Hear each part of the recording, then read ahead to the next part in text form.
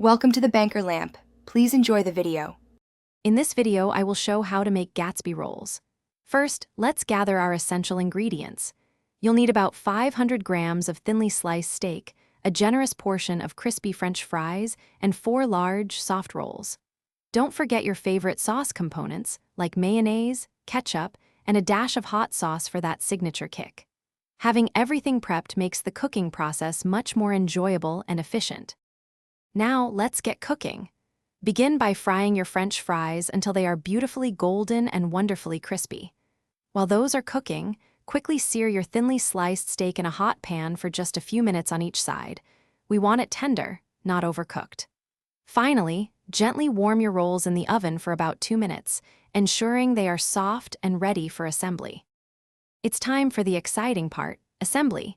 Carefully slice each of your 4 warm rolls lengthwise, but not all the way through, creating a perfect pocket.